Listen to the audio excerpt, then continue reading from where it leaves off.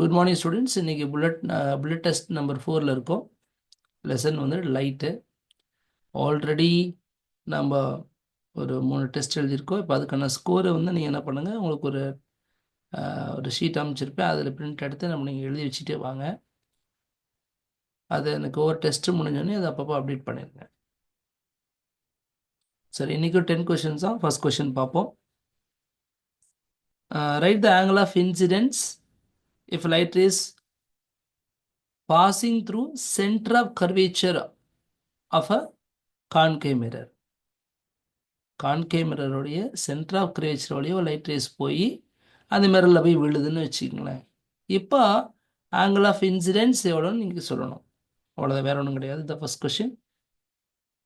ரெண்டாவது கொஷின் பார்த்தீங்கன்னா, நீங்கள் ஒரு ஆப்ஜெக்ட் வந்து இன்ஃபினிட்டில் இருக்கிற ஆப்ஜெக்டை கான்கேவ் மிரர் வழியே என்ன பண்ணுறீங்க, அதனுடைய இமேஜ் அதை ஃபோக்கஸ் பண்ணுறீங்க. அப்போ அந்த இமேஜ் வந்து ஸ்க்ரீனில் பிடிக்கிறீங்க.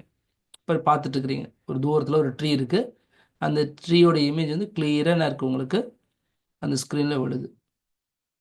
சூப்பராக. இது டே டைமில் நல்லா வெளிச்சம் சன்லைட் எல்லாம் இருக்கிறப்ப எடுத்திங்கன்னா அந்த மாதிரி பிக்சர் கிளியராக கிடைக்கும்.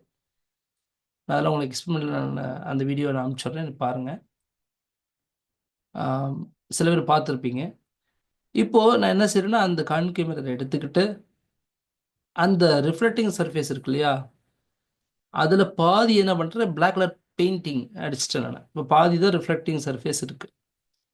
இப்போ அதே தூரத்தில் இருக்கக்கூடிய அந்த ட்ரீயை என்ன பண்ணுறோம், நம்ம ஃபோக்கஸ் பண்ணுறோம் அப்படின்னா, அப்போ நமக்கு அந்த இமேஜ் ஸ்க்ரீனில் விழும்போது இமேஜோடைய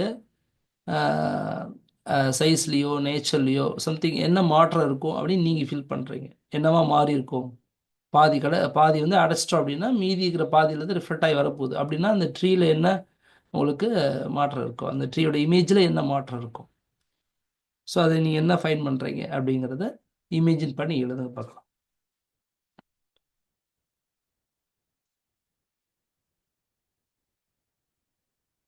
கொஷின் புரிஞ்சிருக்குன்னு நினைக்கிறேன். மிரர் கான்கேவ் மிரரில் பாதி மிரர் என்ன பண்ணுறீங்கன்னா கோட்டிங் அடிச்சுட்டு பிளாக் கலர் அடிச்சிட்டேன்னா மீதி பாதியில் ரிஃப்ளெக்ட் ஆகும்போது முன்னாடிக்கும் இப்போவுக்கும் என்ன வித்தியாசம் இருக்கோ, அவ்வளோதான் கொஷின். ஒரே வேர்டில் ஆன்சர் எழுதிருங்க, ஒன்றும் பெரிய இதெல்லாம் வேண்டாம். One word or one sentence. Next third question.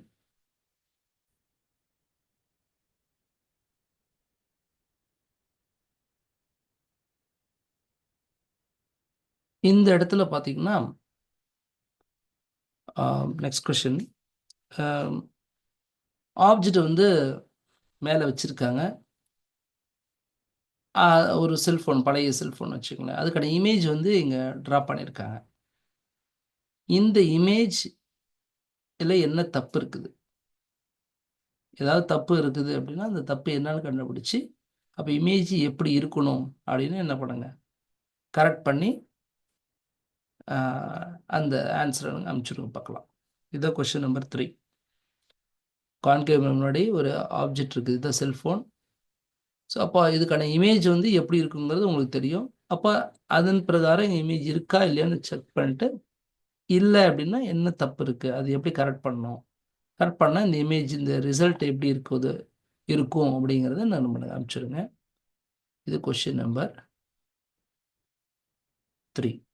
Image மட்டும் எப்படி இருக்குன்னு அனுப்பிச்சிடுங்க போதும்.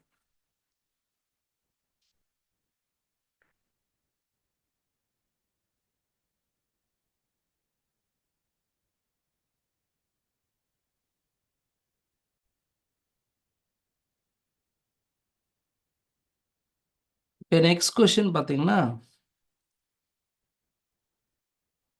if an object is placed at C in front of a concave mirror,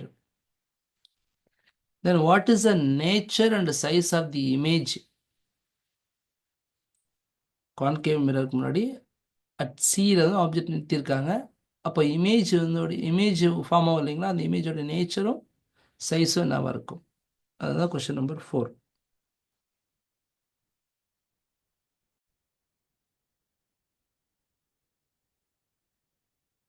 next question.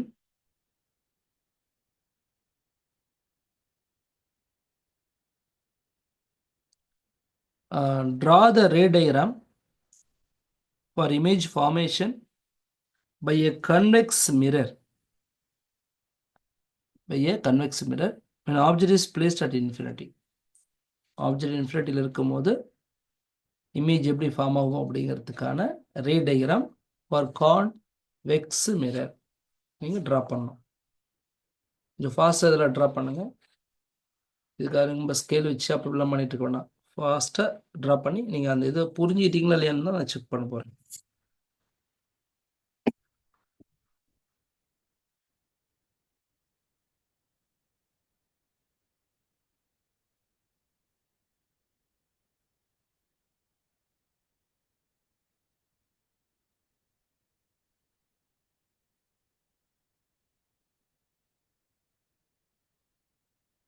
வரைஞ்சிட்டிங்களா?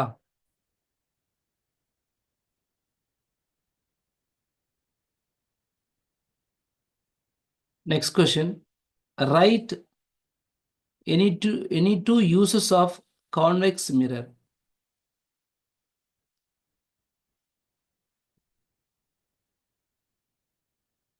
எங்கே கான்வெக்ஸ் மிரர் வந்து நமக்கு அப்ளை ஆகுது அப்படிங்கிறதுக்கான அந்த யூசஸ் மட்டும் நம்ம எழுதுங்க பார்க்கலாம். 2.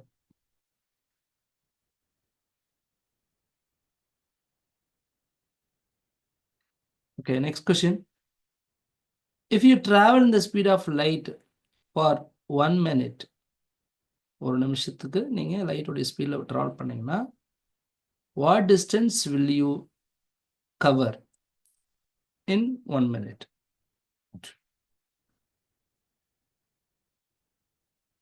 If you travel in the speed of light for 1 minute, for what distance will you cover in 1 minute? அப்படிங்கிறத கொஸ்டின்.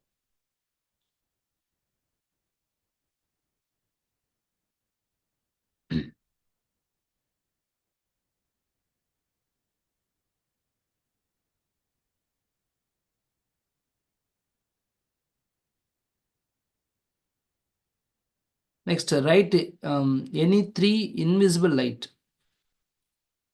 இன்விசிபிள் லைட் ஒரு 6 பார்த்தோம் இல்லைங்களா?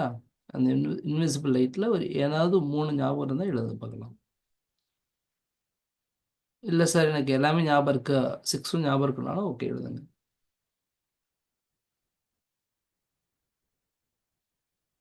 Next, write 3 examples for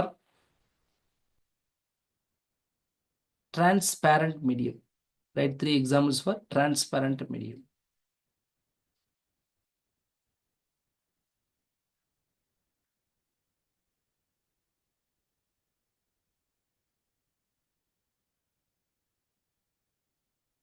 Next, 10th question. இப்போ நீங்கள் பிளேன் மிரருக்கு முன்னாடி நிற்கிறீங்கன்னு வச்சுக்கோங்களேன். பிளேன் மிரருக்கு முன்னாடி நிற்கிறீங்க. இப்போ உங்களுக்கும் மிரருக்குள்ள டிஸ்டன்ஸ் வந்து 1.5 மீட்டர். நீங்கள் ஒரு பிளேன் மிரருக்கு முன்னாடி நிற்கிறீங்க, இமேஜின் பண்ணிக்கிங்க. உங்களுக்கும் மிரருக்குள்ள டிஸ்டன்ஸ் 1.5 மீட்டர். இப்போ நீங்கள் ஒரு 1 மீட்டர் முன்னாடி நகர்ந்துட்டீங்க, மிரர் நோக்கி டுவோர்ட்ஸ் மிரர். நீங்கள் என்ன பண்ணுறீங்க, 1 மீட்டர் ட்ராவல் பண்ணிட்டீங்க, முன்னாடி போயிட்டீங்க. இப்போ உங்களுக்கும் உங்கள் இமேஜுக்கும் உள்ள டிஸ்டன்ஸ் எவ்வளோ? நீங்கள் 1.5 மீட்டர் டிஸ்டன்ஸில் மிரர்லேருந்து தள்ளி நிற்கிறீங்க. இப்போ நீங்கள் 1 மீட்டர் முன்னாடி போயிட்டீங்க, மிரர் நோக்கி முன்னாடி போயிட்டீங்க அப்படின்னா இப்போ 1 மீட்டர் ட்ராவல் பண்ண பின்னாடி உங்களுக்கும் உங்கள் இமேஜுக்கு உள்ள டிஸ்டன்ஸ் எவ்வளோ இருக்கும்?